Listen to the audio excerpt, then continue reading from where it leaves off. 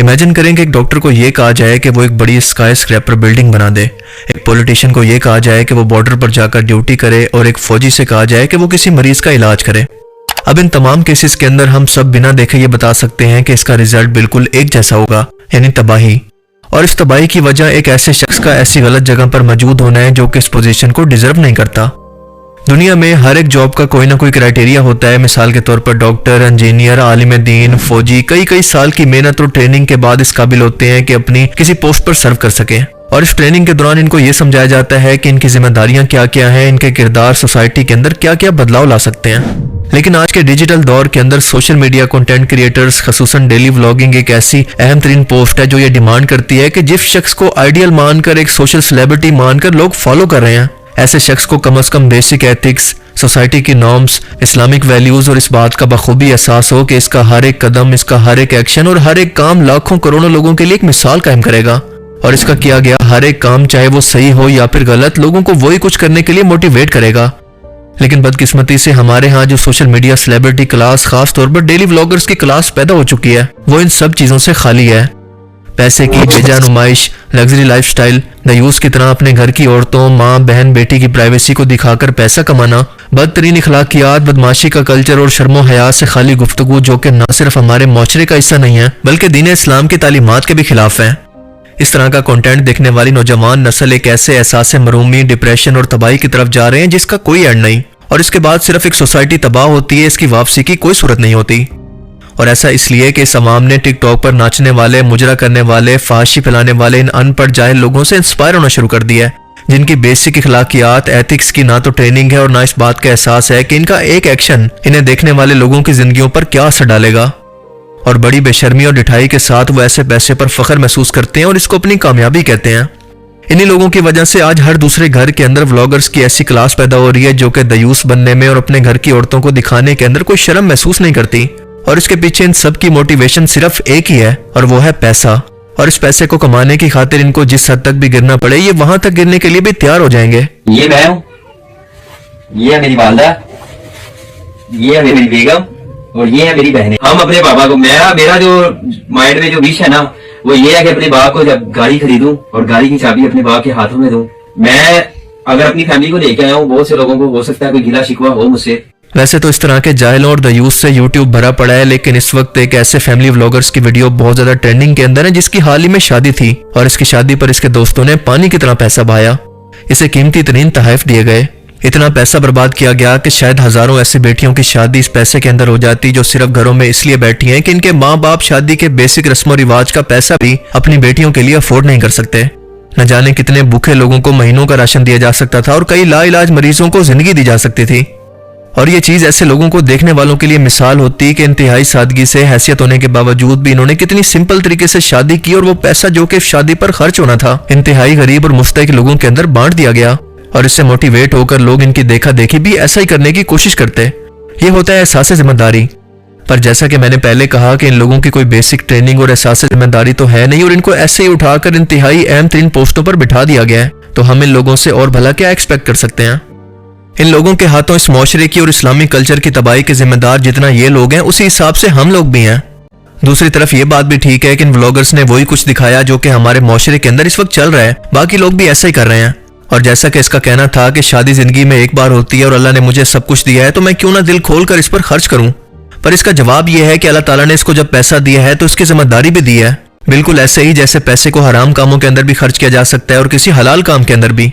Society के बाकी लोगों के पास बहुत ज्यादा पैसा तो होता है और वो इसको हराम तरीके से लुटाते भी हैं, लेकिन हर शख्स के पास लाखों फॉलोअर्स नहीं होते जो कि इनसे इंस्पायर होकर इसी की तरह बनने की कोशिश करें, खास तौर पर बचपन में।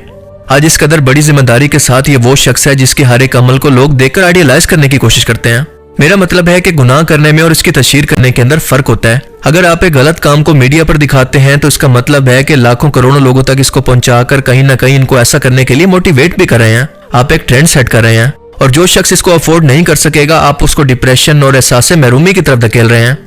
आपको अपनी प्राइवेट महफिलों के अंदर जितना मर्जी पैसा लुटाना है लुटाएं, जितना मर्जी कंजर खाना करना है बेशक करें, लेकिन इसको मीडिया पर दिखाकर बाकी लोगों को इसके लिए मोटिवेट मत करें। इतना ज्यादा मोटिवेट कि वो इसको हमारे कल्चर का हिस्सा या दीन इस्लाम का हिस्सा समझना शुरू कर दें। और अगर आप ऐसा नहीं करते हैं तो इसका मतलब है कि अंदर से बात कुछ और है। اور ویسے بھی شادی کے ایونٹ کے ولاگ سے اس نے اتنا زیادہ پیسہ کما لیا ہوگا جتنا شادی پر خرچ بھی نہیں ہوا، اور یہ پیسہ در حقیقت اپنی بیوی، بہن، بیٹی کی ناچتی ہوئی حرکتوں اور پرائیویٹ لمحوں کی ویڈیوز سے کمایا گیا ہے۔ آپ مجھے بتائیں کہ ان ویڈیوز کے اندر یہ سب کچھ دیکھنے کے علاوہ اور کیا ہوتا ہے جو کہ اس کو لوگ دیکھنے کے لیے آتے ہیں؟ صحیح کہتے ہیں کہ پیسہ چیز ہی ایسی ہے کہ بڑے بڑوں کی اصلیت سامنے لے آتا ہے۔